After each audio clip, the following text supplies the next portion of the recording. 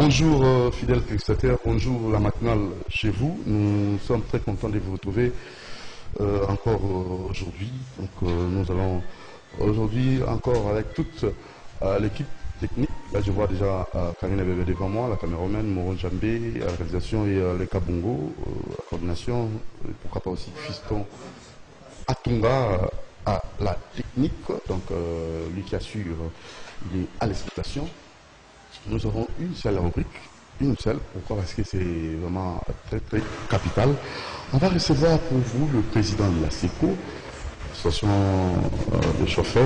Donc il va désormais nous donner des précisions concernant les taxes, liées en fait, taxes pour le parking. Et il y a aussi les problèmes, le comportement des chauffeurs.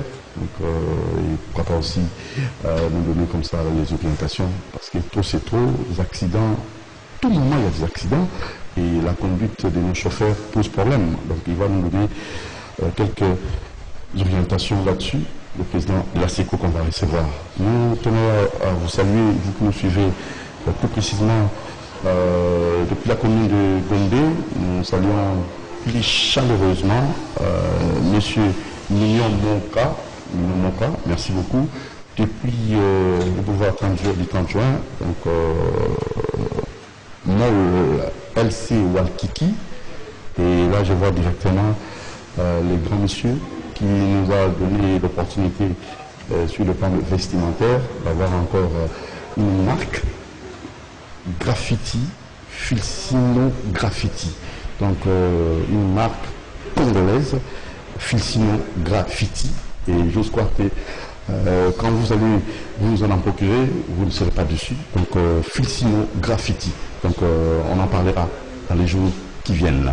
Merci aussi à vous, monsieur. Bienvenue en Simban Nancel, maison de la prière, cité d'exaucement, depuis la commune de Ngalema, sur l'avenue Suisse numéro 42, bis à Lupen. Un cadre bien aménagé pour vous permettre de bien prier sur la Kando de Garato, qui est la maison de la prière, cité des ossements, au sein de là-haut qui s'est monté, parce que le cadre est vraiment bien aménagé. Aujourd'hui, on a élu mon centre et qui s'est repris sur pédicure pour venir pédicure le Kenda déjà. Merci beaucoup, messieurs. Bienvenue en Simon en Ansel, au Salipo, la place de la Pédanakimel. Alors, sans plus tarder, passons directement à la rubrique sujet du jour. C'est parti.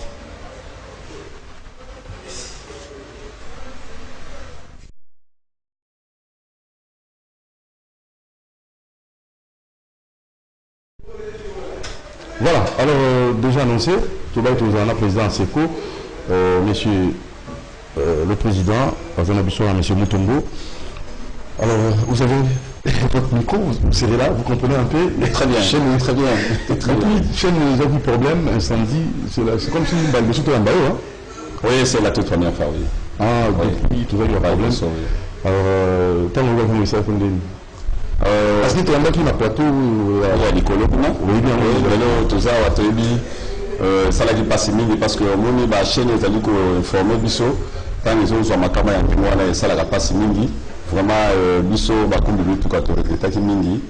Heureusement qu'il y a des bons techniciens dans CCTV. Voilà que vous reprendre nos sincères félicitations. Merci beaucoup, président. Alors, nous, on a habité Karine Bébé, le blanc et les autres. On a Kébi. On a posé le béné. Quand on a vacciné trop, conduite, c'est la chauffeur au Kamba. Et là, le Kambo, la taxe, on a parking. Pour le Benguigno, là, nous avons aussi la sécurité nationale. Nous avons tout le monde. Avant tout, il y a la taxe, tout ça, tout le monde a l'accident. Vous êtes aussi informé dans le Kambo, là, l'accident. Parce que tous les jours, chaque jour, mon tournoi va à recouvrir. Dû à la mauvaise conduite de la chauffeur vous allez au Kamba, l'association là-bas. Vous avez l'information là. Oui, merci Ndoko Doudou. Vraiment, il est vrai que l'accident est à la Kanango parce que en soit homicide involontaire, Moutaka n'a raté qu'il salima. Mais mingi tozali ko vivre lelo ils allaient dina ba cause belé biso pe toyebi. Il y a aussi premièrement toko ki mama pandu à bisoté le comportement des conducteurs. Parce que si on a vu c'est les comportements des conducteurs qui ne sont pas. Je dis bien qu'ils ne sont pas formés. Vous allez comprendre que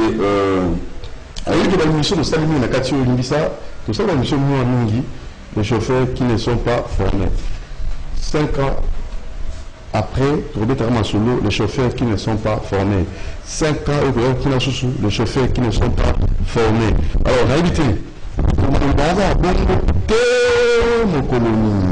Président Ndeko Doudou Mutombo. Oui, président. Pour votre information, mboka oyo ya biso permis de conduire badelivraka yango lisusu te ndenge toza kozwa yango ke osali formation na auto école moko boye nde nsima nango kozwa permis de conduire ezaka lisusu te mboka mingi na monde ezali ndenge wana. Je me souviens encore, c'est depuis le gouvernement sortant, il y a ministre Nani José Makila suspendant en mois de septembre 2017 à suspendant délivrance, il a permis de conduire. Oui. Imaginez une pièce sur le permis de conduire les anamokate, bateau bazo kumbalé, bazo kumbandé, bateau sur formation wapi. Vous comprenez? Oui, suspendé dans la motif nous. Ah, c'est parce que les allaient repérer ça m'a donné le longo quitté, les allaient n'a pas bosco. Il fallait qu'on soit pas un mécanisme et le longo bani qui peut pas qu'on copie ça à nous n'a donné le longo bani. Sous d'autres choses, papa, vous voyez, bah, pour combattre tous les problèmes, que bah, vous l'avez mais pour soit permis de conduire, vous pouvez une initiative, pour combattre tout le monde là, c'est pas comme ici à Kinshasa. Ce n'est pas comme ici chez nous. Et dans la province, monsieur, il n'y a même pas de permis de conduire. Vous vous rendez compte? Et ces chauffeurs-là qui sont formés, par qui et comment bah, vous combattre tout le monde. Donc, tout ça, la difficulté, on a, nous, on dit toujours comme on a base à l'accident et belé.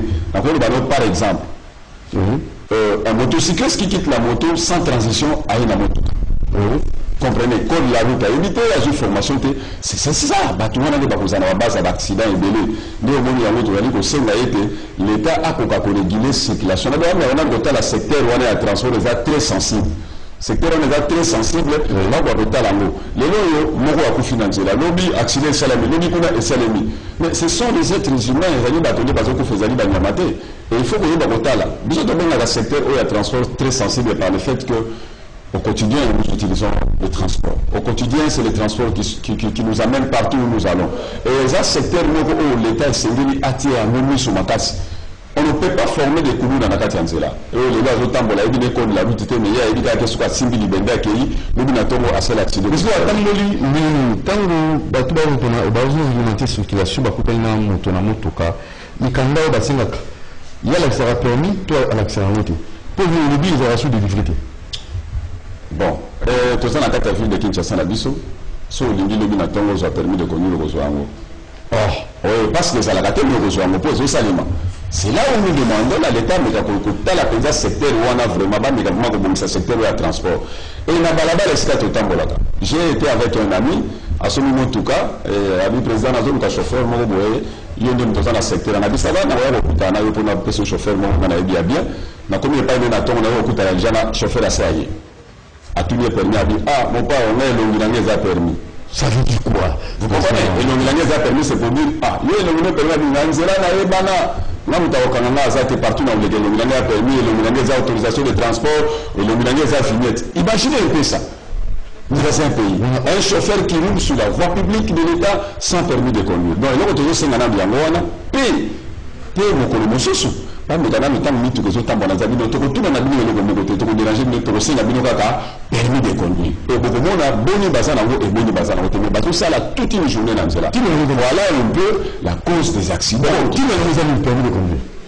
Les amis mon camion, les amis qui pèsent moto, nous disons ça te akoka kokumba moto kana kati yanzela. Ce que vous avez noté, ça veut dire que nous avons une initiative par l'État à kokumba kati yanzela. C'est ça le permis de conduire. On dit que les amis ça va permis de conduire. J'ai une initiative de yanzela. Maintenant ces gens là quand ils n'ont pas de permis de conduire. Et d'ailleurs, je vous informe que ceux qui ont permis de conduire, ceux qui ont déjà qualifié, ils ont contrôle directement parce que vous avez autorisé à faire donc, rigueur les invités. C'est ce que nous demandons. Dis-moi un peu ça pour changer, surtout ville la biso à Kinshasa et la province où se à RDC. Parce que vous savez, la biso le lieu comme on le voit, mon salaire, mon bâtiment, le lundi, on le dit, ah, comment on a été chauffeur. Non,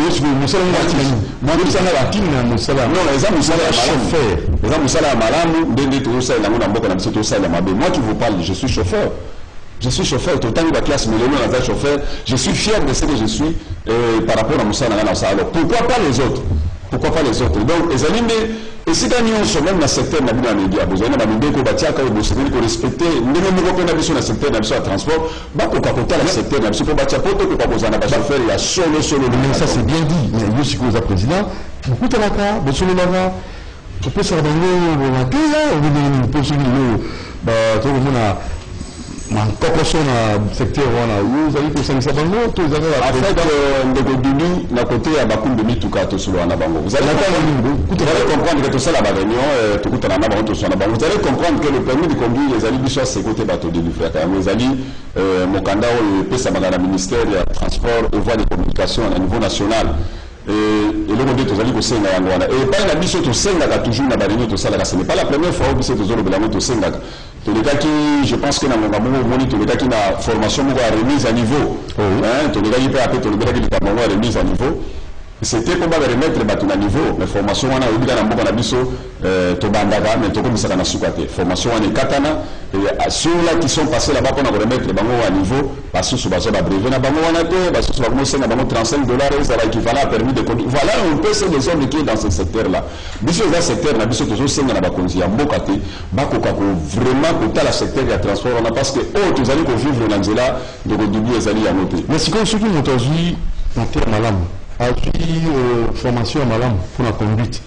Avant la permis, tout le monde voulait un permis de conduire, ils allaient à la tire. Mais la personne, pour avoir la volant, si vous avez une orientation malam, quand on se trouve dans comportement où manifester tout le monde en haut comme ça. Donc au début, c'est que vous devez savoir que quand on est qui dans l'auto-école, on ne peut pas former vient dans la mauvaise bien parce qu'il ne va pas tout vous enseigner.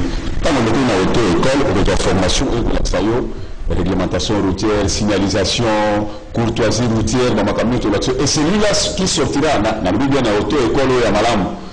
Dans l'auto-école à Malam, on peut dire à Malam, un bon chauffeur pour respecter le code de la route. Mais ce que vous avez dit, vous avez dit, vous avez dit, alaxayo marquage au sol te alaxayo va faire tricolore te donc on a la carte na mikaka pana donc on dit toujours senga que l'état côté na secteur wana poto pour changer le comportement na biso même on appelle l'état pour la formation la formation c'est tout à fait le début de l'auto de fond la auto école na yo c'est pas d'emblée au ya au tibre nous font l'auto école il faut autorisation et pas il y a l'état pour ba ki du monti la fond l'auto école na yo l'état faut l'embela auto école wana enseignement ni les autres ça na baki ya je formé sensibilisation changement de mentalité comportement na bino bato na ba wewa parce que l'accident ni to kutana ngo eza wewa soit wewa ntaprovoka ngo soit taximan ni to aprovoka ngo alors je baté kuwela mwana ba bi wewa ba bino mitu ka taxi mo na wewa lokwa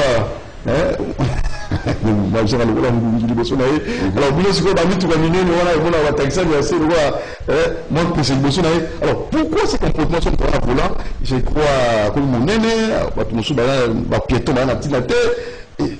ça s'apprend tout ça. Oui, au début ici, je voudrais un peu recadrer les choses pour tout le monde. Il y a un sens où il y a un secteur de transport.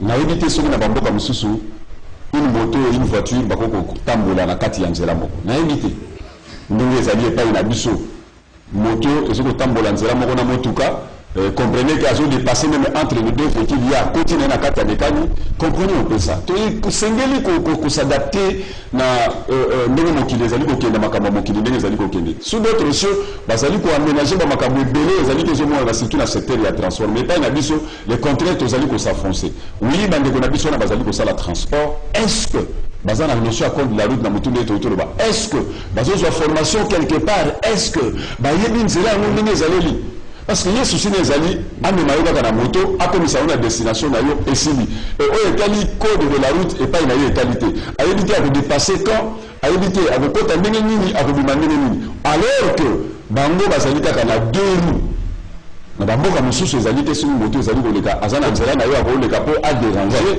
ndeko mosusu te voilà alors namoni bandeko wana tendance kobenga biso allo oui papa comme président de la Tokyo Mutuna au bengi biso wapi comme nani oui na bengi bino na oui on a monde wapi Alors, si on a la question, on va profiter au Tuni parce que le président, il va chauffeur nous à Congo, à Zagao. Non, Doudou Nazali, président provincial, il y a provincial à Kinshasa. Non, on a plus. Non, il y a ça pour finir. On Azali à la nationale, on va mettre comment on va nous mettre la main sur le congrès Azali. Si tu vas comme très bien. Voilà, vraiment, courant 6600 volts, la solution. Donc, ce moment, il va chauffeur, il y a dans la province à Kinshasa. C'est pas pour ça, monsieur Mutombo, mais quand même, on va chercher la salaka, c'est PSRAO, il y a une habilité à voter sa biso, il y a un pambaté, il y a un posa, il y a un Rwanda comme Malamu, tout comme la Moussa, et tout zongi. Donc, trilogie, métro, boulot, dodo, et ça la peine à respecter, et bah tout va vous faciliter, monsieur, et là, quand on est allé, bango, chauffeur, comme ça là. Nanzela pour la biso.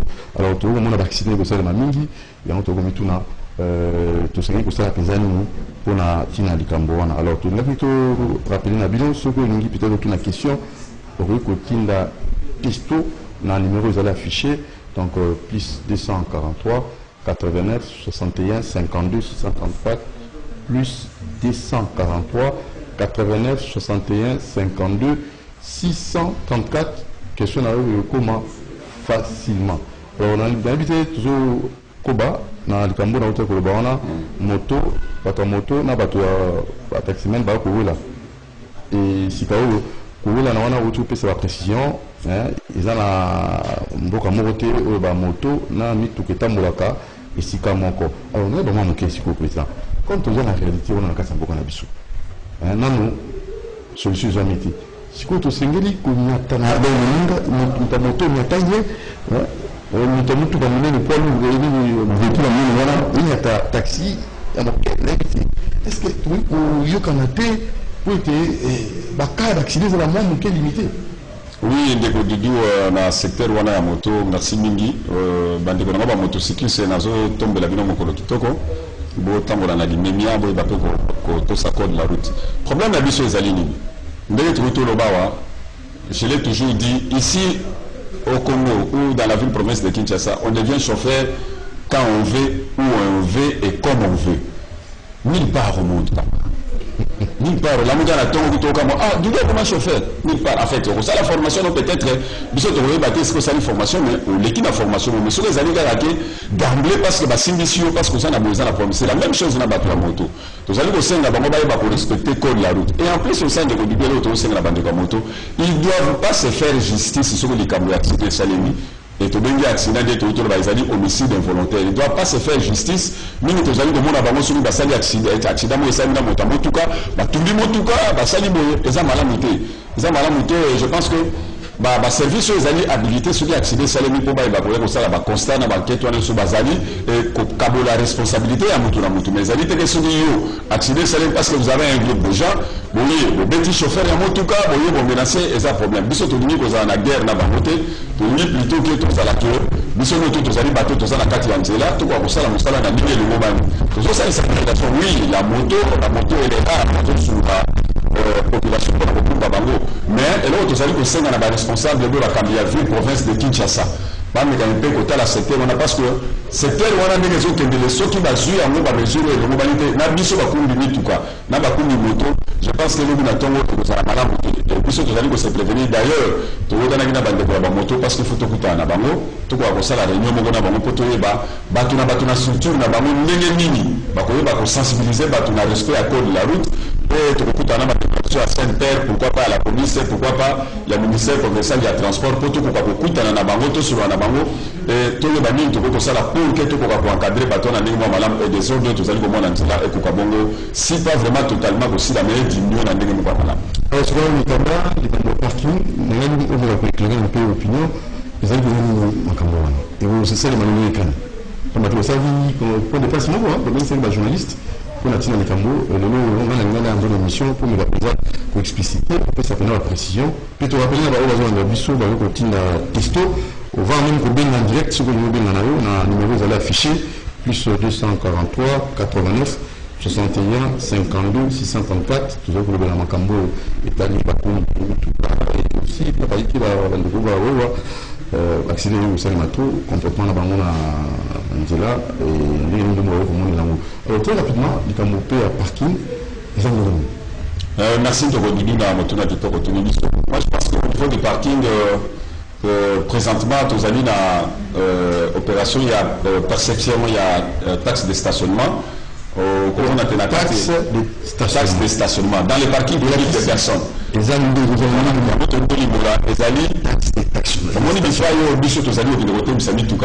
l'espace public de l'État. Est-ce qu'à tout on n'a pas parking? On n'a pas ce qu'on a à Mikanda, parking des alliés, l'espace public, il y a ville province de Kinshasa, géré par la division urbaine des transports, les alliés du ministère provincial, il y a transport, les alliés de Kambamana, son excellence, Amos Mbokoso, les alliés de Pessambo, dans la mission. Le parking, et si tu as dit que Téléma, il y a un parcours.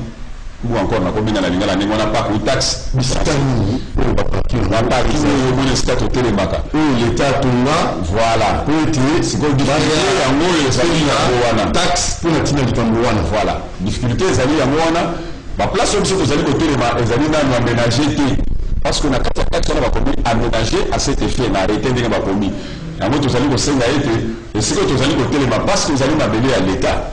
Et monsieur Zali côté de Mawana pour nous recharger bami tout cas ok une victoire bien que difficulté à parking na place monsieur Zali na Kokoso pour nous côté la police pas ya wana lobi na yo o Zali parking ite wana di boité des taxes on Zali ko futa mela taxe on a to benya no taxe de parking o Zali ko futa mana ba parking de personnes na kata ville province de Kinshasa parce que taxe on peut Zali ya ba parking de bien hein et c'est pas Zali ko kitsa ba mikumba ba marchandise na ba biloko na Zali ba taxe belé on a fait un parking aménagé net dans le centre-ville là où ils allaient au Bongisa, au Témisimo, tout le monde a fait la taxe dans le Mongo, il y a la place. Donc, là où il y a mis sur la taxe, il y a un parking aménagé, ou encore un parking des personnes, taxe on les a fait à travers toute la ville province de Kinshasa. Au Bomona, il y a un ministère provincial, il y a transport, il y a choisi les gilets, il y a commis les Bangouana, mais Bangouana va aller faire sa taxe.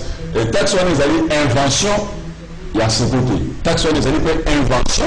Le ministère provincial il y a transporté, je pense que tout chauffeur à ça il y a la ville province de Kinshasa bien Zali a dit que ce que tout le monde fout à la taxe de stationnement et Zali na Mikanda pas malheureusement tu as la taxe on a moi je pense que biso ko ba pesa biso Mukanda na to tanga no arrêter production et voilà kati kuna o déterminer motu kana motu ko futa combien et c'est là na mokolo moko donc de ko diluer sur hôtel mi on futi taxe on par exemple dans la parking il y a to ben la gare centrale admettons et aux la gare centrale au futi taxe wana sur la voiture, c'est 500 francs.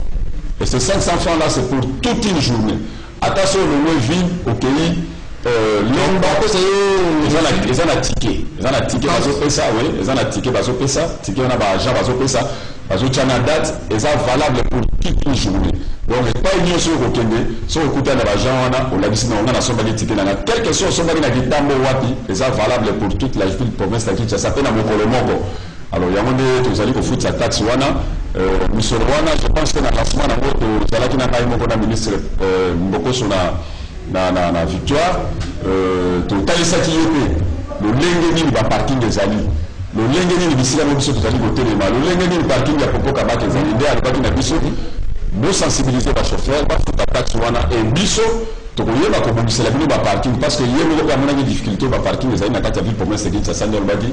La mission, on va aménager les missions parking parce que la suite, on va partenaire, nous sommes sur le niveau à vie, on va aménager le parking pour que tout ça. Mais pour la ligne, en amont et en aval, pourquoi parce qu'il y a un parking type?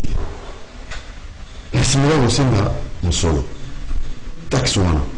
On va avoir un solo, après on va retourner en cime. Nous sommes là parce que vous allez nous tout ça pour nous aménager.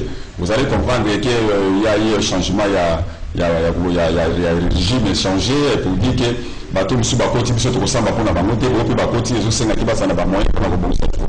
Je pense que vous allez nous penser ça. Bakolo ça la programme ni boyelo mais le binato balu de la tola la qui tombe bagi de genzela intendance na université ko katana pour aller mais ko katana mais et baki c'est souvent makamu susu. Donc c'est pour dire que sous ces ambitions les alliés to sensibiliser ba ko to zali ko continuer ko sensibiliser ba to baki biso to futa et si mana yango to ko yebisa na bango voilà biso to futi bo ça il a biso sur ba parking. Mais tu vois le bateau que to futa te le biso ko c'est ba parking non on est c'est impossible parce que niveau de parking les alliés beaucoup fait les alliés mini mais biso to le bina ba chauffeur bien oui to futa taxe on a stationnement et en plus de ça il y a un contrôle il y a un contrôle de chauffeur, il y a que vous allez vous l'endaquer. Ceux qui ont foutu à monter, 10 heures, imaginez qu'on vous arrête pour 500 francs au lieu de foutre un amende transactionnelle. Mais quand même, il est combien de 100 à 1000 $. Bien que ça transactionnel de 100 à 1000 $, nous avons des arrêtés. Autre côté, on a des taxes, on a toujours 5 à la chauffeur, on va foutre à yango. Et biso, tout ça, la délégation, tout ça, après, on fout à yango, on a un gros, voilà, tu élimines le fisc. Progressivement, on va sélectionner un parti. Nous allons toujours continuer au foot. On va sélectionner des places. Nous allons toujours continuer au foot jusqu'à ce que tu puisses aménager la partie, surtout dans la ville province de Kinshasa. Je pense que vous allez voir pour que tu puisses appeler ça pour les la difficulté. Il y a côté de Misamo, tu connais la place où il y a ce côté ici, mauvais stationnement, mauvais arrêt. Tant que vous avez un bureau, c'est l'argent qui sort, ils allaient passer au bureau, comme tout cas tout le monde. Mais c'est un mauvais stationnement, mauvais arrêt, et seulement taxe déjà stationnement pour le foot en haut, et comment, pourquoi pas dans le roulage, le foot en haut déjà, va changer pour le national, quand on a pour un bango, la tonalité, le temps de la tonalité, si kabine aussi, pour stationner. Oui,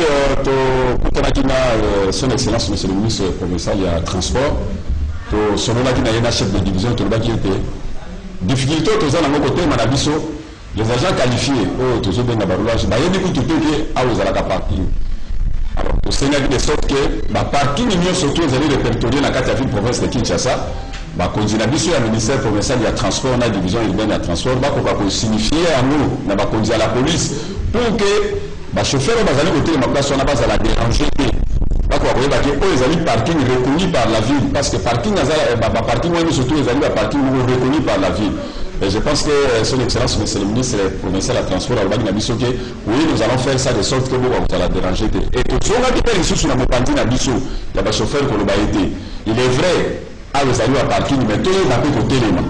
Tout le monde a pu pour que tu empêches la déconnexion sur le Coca-Cola. Sur le parking, on a l'assainissement, les gars qui est belé à Général Kassongo, je pense qu'à la beaucoup de côté, on a parking de Sani. Ranger mon pour ne pas déranger beaucoup de baboya. Mais si vous êtes au salaire 2-3 rangées, embouteillage au Salima, c'est là aussi un agent qualifié qui est là ne peut pas accepter que il y a au salaire 2 rangées, au salaire 2e rangée, 3e rangée, empêcher d'aller dans le cas parce que ça partie ou non, il faut interpeller. À mon niveau, toujours c'est la bande de chauffeur, tout va côté de ma place, sur le parking, tout va stationner malade, au foot taxi dans le stationnement, au stationner malade. Sur les difficultés, je pense que l'agent en transport, on va aller commis, la place on va aller pour la qui place on est partout reconnu par la ville, va intervenir pour entre Bissau et la police nationale congolaise, plus précisément, bateau Bazali dans la mission de réguler la circulation. Merci, président Mutombo, Aseko, la politique était bateau Bakolanda, Baniki Bakolanda Bissau. Salut, bonjour, TV. Au Benga, aucune question à président Aseko, M. Mutombo. Bonjour, TV. J'essaie de demander au président provincial de la SECO, nous avons passé à la remise à la FIKIN. Remise à niveau, je crois, tout à remise à la FIKIN. Il y a un problème, même le ministre Makila était venu nous visiter et encourager l'initiative. Mais jusque-là, ni information, ni brevet, et pourtant, il nous avait dit que le permis actuel devrait être validé depuis décembre 2019. Qu'en est-il? Alors, on a invité le président provincial, M. Rito. Il y a un de Bissau. En même temps, si on a la question, Benga Bissau, comme on reconnaît la Bissau, le numéro affiché, on a retourné à Mituna, le Makambo Italie, comportement de chauffeur, Makambo Italie, taxes à stationnement, et aussi l'accident seulement. Donc, tout le monde, toujours, la précision se fait au niveau de Kamba. Merci de conclure. Je pense que nous avons dit que moi, les Cambodgiens remise à niveau. Oui, ça la na kata ville province de Kinshasa na autour malheureusement pas la mission de Bandara tout suite sakaté.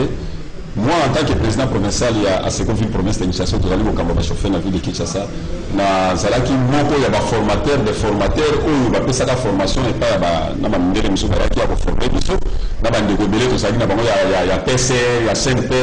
Alors au début nous avons déjà remarqué qu'il y a une formation au Soukananzela par le fait que on n'a pas souhaité que Soukananzela, tout le monde qui dans un premier temps, il y a des gens qui ont malam. Mais là, les formations Soukananzela va te mêler. Vous voyez que ça va passer par foutre ma brevet, bah foutre mon brevet, mais bah soit en côté, bah te délai, balobi na bango bafuta basilabis wana basali formation ti bazozela bazo babrevoir les aliens bati lelo bazwa te eloko moko te nde tozosenga na baye basalaki formation wana na ministère national ya transport et puis na bandeko na biso ya iterco tokoka kozongela formation wana si cela sera possible et tozosengaka ezala possible pour que omoni ntango tozobanda eloko so tosali yango malamu te ke tokati yango na nzela ntango bato mosusu bakoya parce que na minute oyo tozali kosenga ke ville province equipe sasa na Saint-Père, donc na hôtel de ville, tout quoi pour le recyclage à la chauffeur. Mais maintenant, ces mêmes chauffeurs-là nous diront qu'il y a du bosso, qu'il y a du bisso, mini. Donc, on attend toujours ça, on attend toujours qu'il y a une photo comme ça, on a souka pour que, et qu'on peut apporter un plus. L'homme chauffeur, on est là, ça dit critiquer pour le fait que, à ce moment-là, on a un respecter le code de la route, voire même pour passer le tir aux arrêtés. Donc, la formation, on est là, vous allez au Sénat. Bapesa bato ba brevet parce que ba brevet wana ezalaki ke soko leki na formation wana brevet wana yo kozwa ya capacité wana nde yango moto ekosenga ke nde ekotinda ke okende kozwa nouveau permis de conduire et maintenant que soki makambo yango ekufi soki mpe kozala ndenge nsi oza ndenge ozala mwa mpasi alors nous rappelons à tous ce formateur là oyo bazalaki na kati ya makambo ya formation wana bako kozongela baoyo déjà se basalaki formation bapesa bango ba brevet toyokaki ete brevet wana ezalaki contre remise ya 35 $. Vous comprenez un peu les lots, ceux qui ont permis de conduire, il y a moins de compte remise, il y a 35 $ et brevet wane vous allez tenir il y a permis de conduire. Bisous on a besoin de tenir lieu. Bisous on a besoin il y a mon candidat où il bini na katia RD Congo où bisous tout content ça comme permis de conduire et soit valeur que ceux qu'on a kenango na mboka monsieur sur na permis to zana ya SADC pas quoi content wana mo pas aller à conduire. Vous allez voir par exemple les autour de la province Moussou. Même le coup la chauffeur Moussou dans la province Moussou de conduire attaque format il y a permis de conduire à Ediamote. C'est grave. Allez voir la format il y a permis de conduire. C'est quel pays? C'est quel pays? Alors, sur le secteur, on a dit c'est manque de permis. Tout à fait. J'allais reprendre dans mon panzo, on a dit et ça va manquer à gagner. Il y a combien de chauffeurs en République démocratique du Congo? Il y a combien de chauffeurs dans la ville province de ça? Il suffit de ça la permis de conduire dans le bon. C'est ma condition pour la besoin. Même à 10 $. J'ai dit même à 10 $, vous allez malade. Mais tu retiens à 10 $ parce que mon tour a besoin de une formation qui vous allez bien au moins dans c'est la caisse, vous allez monter, vous allez facile à payer, mais la condition est là. Eux, vous pouvez s'acquitter maintenant, nous tenons surtout à accéder pour mettre sur la formation. Donc, nous devons la remise à niveau. Nous sommes nabino, nous allons côté la game makambo, nous allons côté nous avons moyen de s'engager audience na bakonzi ya ministre national à transport parce que les hommes passent, les institutions restent. Tout le monde là, dossier wana et sous l'émission à niveau ni le tout le monde à niveau ni le côté. Motonio sur la formation à quoi pour récupérer brevet naïf. Voilà, président provincial Seko, monsieur Mutombo, toujours pour Banayo.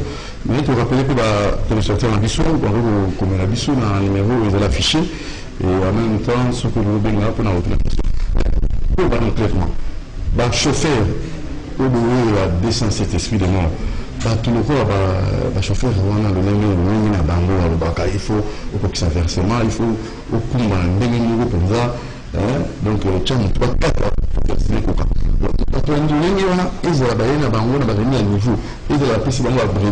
est-ce qu'il y a pour pourquoi pour que ça versement? Doudou, merci beaucoup à Motuna qui pour comprendre que notre cas soit à la Gamabete.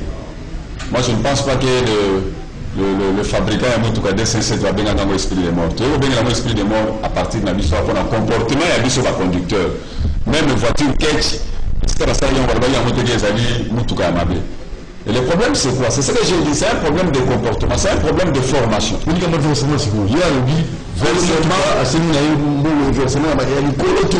Versement, chauffeur de profession, versement, il est vrai. Moi, je suis autant dans la classe, tu as la dernière chauffeur, moi, je très propre là. Oui. Très propre. Autant que voiture, on a très propre. Et c'est ce qui nous a poussé, même la classe à moto, à titre que soit méthodique, il y en a qui n'ont pas de chauffeur. Parce que j'ai envié ce métier-là. Moi, je vous dis, j'ai envié ça. Et dans la salle, il y a un petit peu de l'eau à continuer. Parce que nous avons vu des chauffeurs, la question au Tali, en tout cas, au ministre. Parce qu'il s'est resté, c'est possible. Oui, mais c'est tout à fait normal. Il s'est resté dans le même chose. C'est possible, comme on a beaucoup d'habitude sur notre réserve. C'est possible. Je dis, ce n'est pas impossible, c'est possible.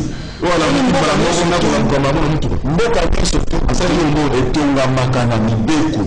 soki mibeko ezali ekotambola malamu mais soki mibeko eza te ekoma lokola jungle ekoma lokola jungle chauffeur ya 205 lelo oyo tolobaka bachauffeur nyonso même na bayas na baminibus voilà likambo oyo ezali koboma ezali likambo ya versement cela ne veut pas dire que soki yo oke konégocier vermi tuke pas ya patron et que versement na yo eza likolo il faut ya kosala bozoba na nzela. Moi je pense que je dirais non po nzela elobaka nzela ezali maloba nango ezali bilembo ezaka na nzela biloko awa bilembo ezali bipai mosusu ezali ndeko dodo bipai mosusu ezali bipai mosusu ezali te yango tozosengela bandeko na biso ya chaîne pere bakoka kotiela biso bilembo na nzela batiela biso bilembo na nzela parce que nous disons la route parle. La route n'est pas muette, elle parle comment alobaka na bilembo na kokoma balobi marquage so nakomi wana so nazalaki na 60 à l'heure parce que naza na agglomération nakokita moins même na ba 30 na ba 20 à l'heure pour permettre moteur déjà ngakatisa tie lokolo aleka na kimia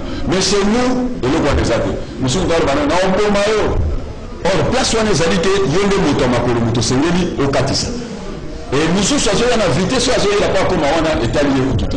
Donc c'est ça difficulté tozali nango awa versement c'est quoi ndeko ndudi tozonga na mopanzi na biso mo bachauffeur biso na biso mo batoluki makambo. Je disais quand nous on aimait encore ce métier là tozolinga yango ti toyei kosala toyei kobanda kosala yango on cherchait des chauffeurs so bayebi te motuka wana ezali yas je prends un minibus et que versement nango eza par exemple 70 000 francs so oke pa didu motili pardon et vous avez 70 000 francs oke pa ya kingani 70 000 parce que ezali versement moko uniforme mais lelo tokomi na versement yo didu oza na motuka oyo patron oyo apesi yo alobi nga nangi motuka nangai nyokamaka te yelanga 50 000 nga na oyoka ngo ntango naokendaki mopao okateli ye carte. C'est comme ça chez nous okaboli ye carte kaka wana 50 000 bakala wana okozaka 70 000 tobeka yango mabanga na beto libanga mole yo na mopao nga na badoyela yo voire même 80 000 yo oyela 80 000 na koya na 80 000 omoni yo baversement ngo ebata côté wana en tout cas tokondela mote ça je suis vraiment clair de dire ça côté toi pour biso mo nde batobiki eloko wana le patron akoyela ndenge na bi ye azopesanga 50 000 ye olobi 70 000 bi osutukalongi na toko te oyo na loti bien te kare ebima te oyebi abimisa motuka ele oyo na loti bien te kare ebima te mopao nga na ngabi te tikaka kare vana yo obimi obimuzomi momoni motuka nao na balabala na chauffeur mosusu vous comprenez mpona nini ye ake konégocier versement mosusu abeti mabanga mais nakutela mutu wana kata kara kati oti ozonga kasi moko moninga aolela abiso na vie naondima te nazalaka sérieux na makambo ya mosala versement nakokisaka mutu ya patron abebisaka te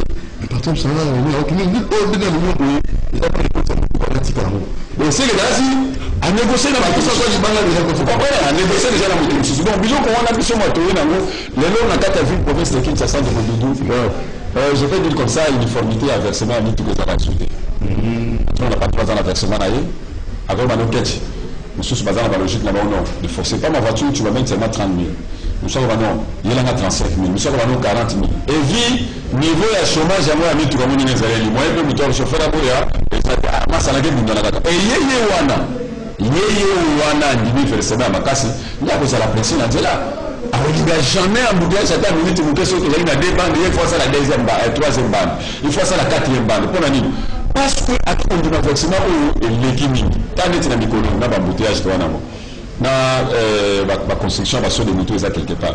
Donc vous allez voir que ata botelemi okomona groupe ya bachauffeur moko même sur poids lourd neti nzela na yeli sur poids lourd ozotala kuna deno moto atiki bande na ye normal akoti na bande baninga mpona nini aza pressé akokisa nombre de tour akokokisa po akokisa versement oyo soit oyo batiela ye soit oyo ye moko akenda komilukela ça aussi ezangi cause ya baaccident bien sûr cause aussi ya bambouteillage oyo tozovivre na kati ya ville province de Kinshasa. Alors yango eloko tozosenga na bachauffeur ke mosala na biso eza mosala moko ya lokumu mosala na biso eza mosala moko ya bozoba te lelo nakoma omona nasalaka mpe par curiosité parce que eza mosala nga na matina nga na 257 mobu na vangi naotala comportement ya baclient na bachauffeur omona lere moko boye client azosabi yo mwana yo chauffeur moko motu pamba moko boye or chauffeur aza motu pamba te donc baclient mpe wana problème. Non, je ne m'attaque pas aux clients, je parle à ma conducteur. Pourquoi est-ce que je m'attaque à Bisso? C'est parce que le comportement de Bisso, nous, en français, reste à désirer. Donc, vous allez se conduire dans des mois malades, avant d'être un chauffeur. Prenons conscience, nous sommes des grands messieurs. Tout ça, nous sommes dans des Longobani. sa valeur dans mon salaire à biso. Pour ceux qui ont sa valeur, comme tout ça, ils ont sa valeur à Ozalaka. Ozalaka n'a pas critique parce que tout le temps, mon madame. Ville aux alliés à biso, Congo aux alliés à biso, mon monsieur de Mbaya, ou Tabiso, Paul, Banabiso, Yamanobe, Tabiso, Fumi, Bagani, Togo, Tambo, Anzela, mes alliés, Koye, Bagaka, Moni et Sika de Kodulu, tout ça, au Sengana. Ministre provincial de la transport à travers le gouvernement de la ville province de Kinshasa, son excellence Gentili Mobila, que je salue d'ailleurs, que Tokoka, au bénéfice que par la ville province de Kinshasa, pour ça, à recyclage de l'ongo bani à chauffeur, et Tokoka Koyeba, vrai chauffeur pour que Tokoka changer les allées de la mission. Oui, uniquement comme boss le Tumba, chez le boss, à Rwanda, à Bi ou en tout cas, au Bonoba. Merci beaucoup. Mais seulement, dans le côté de la vignette, contrôle technique, est-ce que Bino en tant que chauffeur, Bino soit là-bas au Sénégal? Et ça dit que ce que nous savons, bien que l'État a besoin de taxes, nous sommes là, tous les conseils de l'Obani, et en retour, vous allez bénéficier de l'Obani, ou c'est l'État, c'est pour ça qu'on a vu. Merci beaucoup parce que nous avons eu l'occasion à CCTV. On a CPL Menge, Zongi Seychelles, Nabango, pour Bandalika, Mezomaki, Baliboso Petokota, Watoni, tout le Baboui.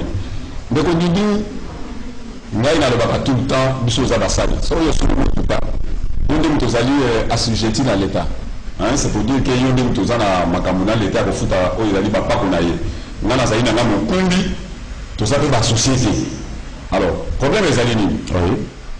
Moi, tout cas, il va sombi pour essayer le transport en commun. Papa Doudou, excusez-moi, on a dit que vous avez mon papa à côté.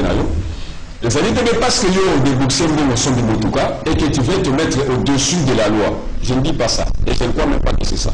Ça veut dire quoi? Motuka son Yango. Yango est côté d'un transport en commun. Ou les qui n'a DGI, si on reçoit la transport en commun, les qui n'a DGI, on a reçoit plaque d'immatriculation, et c'est là qu'il y a une carte rose au Congo, déjà on a le baquet, non? Nous avons tout à l'heure, vous avez la personnel, vous avez le transport en commun, ou encore taxi. Et ce qui est bini bongo, il y a un moyen de faire un la taxi, au Sengeli, qu'on a mon camion, et qu'on peut savoir, ça, où ça la transport. Donc, nous avons autorisation de transport. L'autorisation de transport des animaux balés.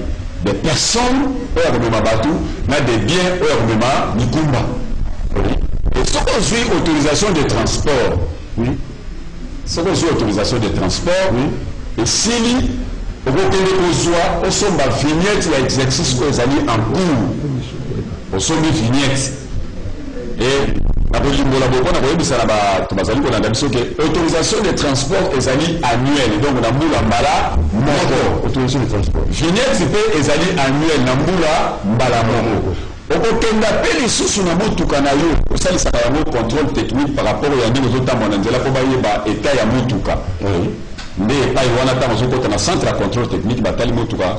Na niveau ya ville ba kopé ça yo certificat de contrôle technique. Voilà du moins. Mituka, la transformer sans oublier, excusez-moi, je ne fais pas la publicité ici, sans oublier qu'il faut assurer Mituka pour on y battre la paix. Et tant qu'on dit je pense que dans l'État, on a un problème à Tamoko. Et ce qui est au ici à voter, mais pas y aller sur le contrôle des bandits, les gens vont chauffeur, et plutôt les propriétaires, monsieur Mituka, Mituka, pour aller habiller le contrôle des années. Ce n'est pas une solution. C'est pas une solution. On va éduquer ça, moi. À éduquer ça, la table, ça, pour les camarades, la maille, la maille. Non, mais si vous allez à la moussou, et mettre tout l'autre, vous allez à contrôle, on va ça, la semaine, mais tout le monde est 2 semaines. Tout le monde est dans 3 semaines. Et calculer un peu ce manque à gagner là sur les arts 80, vous voyez, organisé tout pour 3 semaines. L'État perd l'été. Il y a des perdre. Alors, tout le monde est venu le Rwanda. Mon kumbi motuka. La scène à la montagne, surtout, qu'on soit pas il y a propriétaire avec qui, parce que nous vous associés à l'été. Il y a des mutations de motuka. Il y a des informations. Mon pao, c'est bon d'avoir on n'est pas national de ça. Mon pao, dans lundi, dans la radio, il y a la contrôle, il y a autorisation de transport. La monnaie a dit c'est ça la ligne et c'est la dit parce que c'est vous qui détenez les documents. Alors, on verra. On verra. Quand il dit on verra, et ce va quand même on a ça ne sert à rien de se plaindre. Ça ne sert à rien de se plaindre. Au lieu, il y a ici mon chauffeur, au lieu ici mon tout cas. ça la contrôle, ça la contrôle à moto. Comme ça, le propriétaire du véhicule il va se préparer pour son document. Ndenge moko na vignette, ndenge moko na certificat de contrôle technique. Je voulais aussi préciser que le contrôle technique, préciser Bissou ici, c'est ça. La précision de contrôle technique, c'est quoi? Le contrôle technique, c'est la maca 2 fois l'an. Ça, Mbalami Balé, premier trimestre, c'est le de janvier, à juin, et puis de juin, à décembre. Ça, Mbalami Balé. Et tant que ça, les marrons contrôle technique, les années. Contrôle technique de Godoudi, c'est-à-dire qu'au lieu au sombi document, après, on va sur le contrôle technique. Non. Il faut que ça monte tout qu'on a centre à contrôle technique. À centre, je ne vais pas citer ici pour ça la publicité, de comme ça, pas problème. Alors, les années que, auquel a tout qu'on a quatre centre à contrôle technique, tanimo tout cas. Bakota la rotule, bakota la système à freinage, bakota la oignon sur les alliés à Moutuka. Mais bakopé ça y a fiche technique et yo okende na niveau il y a division et bien transport pour nous fiche à contrôle technique on a des bakopé ça au certificat wana pour y ça. Les alliés te gende godulu yo bimi OK au comme la place on a reçu ba contrôle ça ne s'achète pas. Ça ne s'achète pas. Les contrôles de certificat plutôt, il y a contrôle technique et puis ça m'a au outil na motu kana centre ya contrôle technique. Et constant au bassin na motu kandi ya te couper ça certificat contrôle. Mais le mal c'est quoi? Na la scène mona motu kezana client tante na sima mais na fiche na contrôle technique ba commis bon. Alors que client est exact. Bon. Ce qu'on retient impact c'est quoi? C'est ça. Tant que tu as foot pas couronne et que biso propriétaire va vécu. Tu dis que foot yango tant que tu foot yango l'état sengeli conseil la biso banzela. Oyo yebi ezali ko kufa na ndenge ya ko sakanate. Tu dis que cette fois-ci libenga wana ko tasuna pochité ndenge balobaki mais cette fois-ci tu limite mon ami ça là. Nous sommes prêts et nous sommes d'accord. Tu foot assurance. Tu foot contrôle nani autorisation de transport vignette tu foot taxe na parking tu foot tout le monde a mis ça là son excellence monsieur le gouverneur de la ville province de Kinshasa et cela changera la ville province de Kinshasa sous votre tutelle et vous allez payer sengo makasi to beto maboko sous makasi oleka pourquoi pas aussi la ministre provincial de transport pourquoi pas dans gouvernement provincial nous surtout à ville de Kinshasa pour que mboka ngo tozoli na ko changer to changer avec la volonté de tout le monde. Voilà, alors il nous reste quelques 2 minutes parce que tout ce que Jean-Michel Koyapa pour mener un mini kiosque après ça biso détail sur sujet au débattre les lots on a invité. Alors on a invité aux Kanisa Penza Moutazane Sengo Yakokuma Mutuka dans la ville province de Kinshasa sans stress na mikolo mizali koya et baiki ba piéton ba kolega pe ba kozala pe respecter na ba jour ezali koya. Vous allez sûr et certain. Et moi, toi, moi, il y a un accident, vous allez un peu baisser mon moquet. Oui, mais nous devons fournir beaucoup d'efforts de Kodoudou. Ce n'est pas par imagination que nous pouvons dire que vous allez mais nous devons fournir beaucoup d'efforts. Et la loi aussi doit être là. La loi est dure, mais c'est la loi. Mais bien qu'on Sengeli Gozala. Mon ibiso, comme il tu catholique facilité pour les gagnants qui ont commis à terminer, c'est les gagnants aux ongles. Mais non, pour Sengeli Koyeba Pete qui est na Katanzela na Tokabola, on a battu Moussus.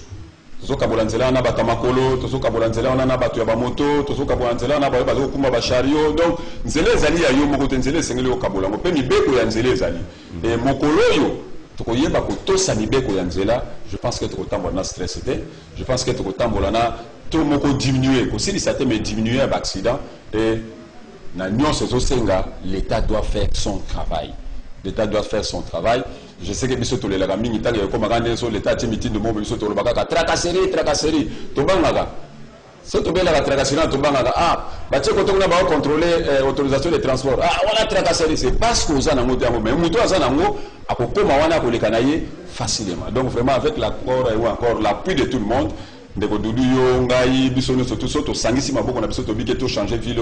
je crois que tout est possible. Tout est possible, président Mutombo.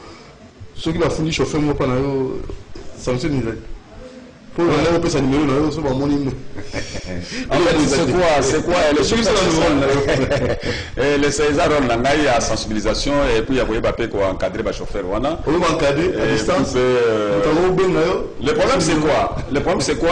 Moi je peux être dans mon bigot. Chauffeur à ça la rond point nga baso pour problème la rond point nga. Il suffit to bakaka parking ou à ça la gare bus to benga sous section. Il y a des responsables qui sont là-bas. C'est ça, la ville est si grande, mais tout ça vraiment très très bien réparti, bien installé pour nous parking, charger, tout ça.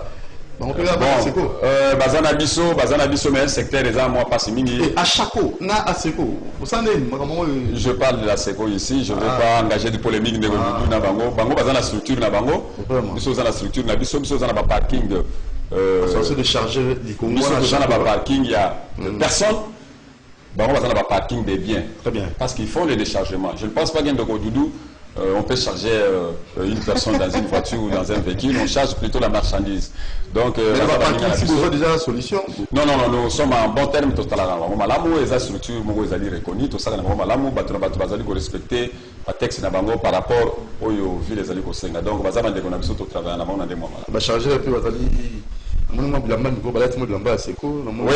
tous allez au recyclage parce que nous avons appelé les délais à comportement, il y a un chargeur, un contrôleur, nous allons construire Babylon Kouana. Moi, nous allons sur le terrain pour nous secteur où nous avons et pas une abisso. Vous allez place où vous allez encadrer les voleurs ou les poulouna. Ce qui est quelque part, vous allez passer des messages. Oui, vous allez passer numéro. Oui, vous allez parking comment vous se comporter. Numéro 09 98 33 24 05. 09 98 33 24 05. Numéro monsieur Césali 082 85 777 et puis 15.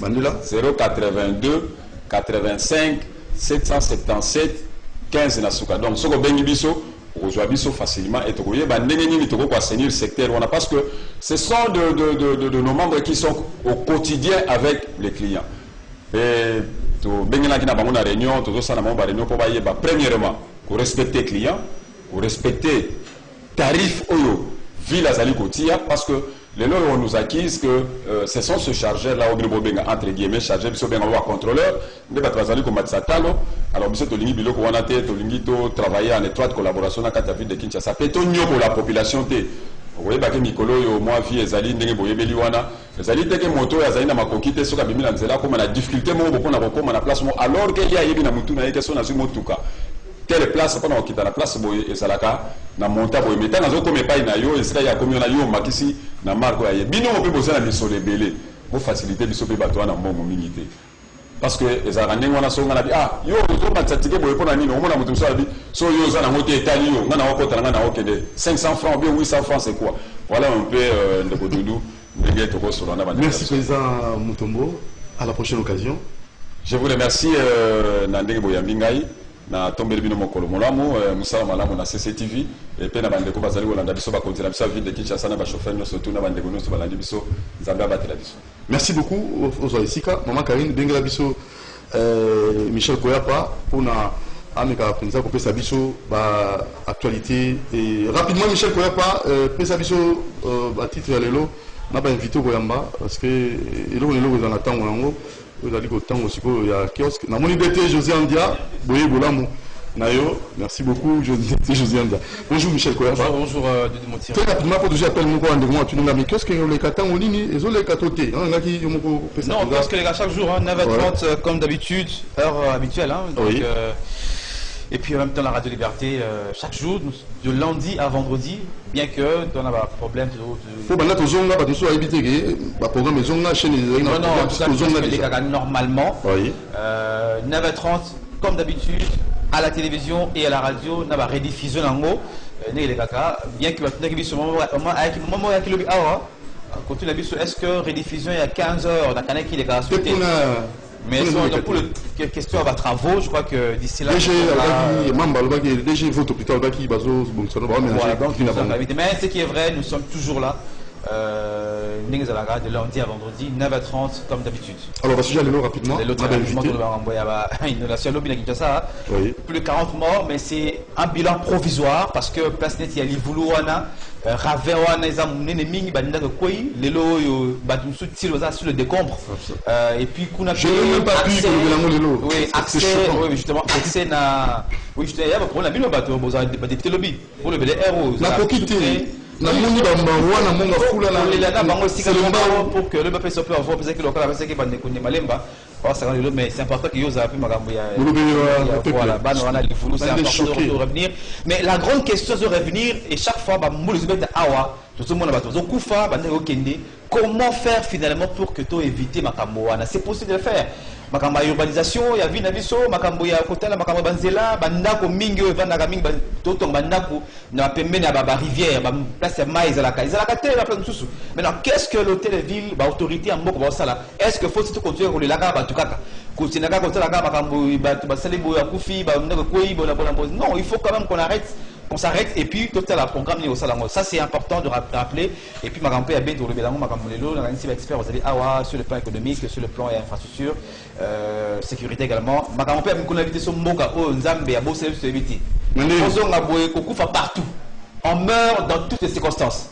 na mutu kokufi na mbulu de kufi na moto de kufi na bitumbo donc c'est compliqué OK kuna boye ozonga kuna na beni ozonga awa na nini na Kinshasa OK ne kuna bandu na Kasai na nord bong na sud bong mongala l'homme qui voit le mal partout. Non c'est pas que non en fait on donne ce qui est bien, on encourage, ce qui est mal, il faut toujours dénoncer pour que l'autorité c'est important, hein, c'est quand même ce qui est important de dire que Mboka Oyo est mérité table automobile inondation côté kuna na boy go besika donc ndako ko dinga bandako ndako zali ko kota la mai bato bazoya ko sauver la ninga bakei soda mo ya sauver akei donc ce que sauver la ninga le OK ça fait mal c'est très grave là rave mon na singa dans les cas déjà on a mais c'est quand même très grave mais il faut quand même que alors on va inviter Gabi Kubasa voilà Gabi Kubana maître comment non maître il y a eu la makambo ya ministre provincial ya la finance ancien ministre provincial en finance Guy Matondo dossier na premier niveau ni appréciation éclairage à ce niveau là sur le plan juridique il y a aussi John Lungila comme il est oui Makengo voilà comme wana John Lungila paie comme je crois Pierre le makambo sur wana merci beaucoup à 9h30 déjà 9h30 dans quelques minutes voilà. Merci beaucoup. Kiosque à 9h30 avec Michel Koyapa. Merci à l'équipe technique. Merci à Moron Jambé, la réalisation. Merci à Karine Edebé, la prise de vie. Merci à José Andia. Merci aussi à Alain Kabongo. Moi, je donne la commune. Merci beaucoup à Alain Kabongo, la coordination. Et pourquoi pas aussi à Fiston, à Tonga. Tout le monde vous dit bye bye et à demain. 9h30, Kiosque. Ciao.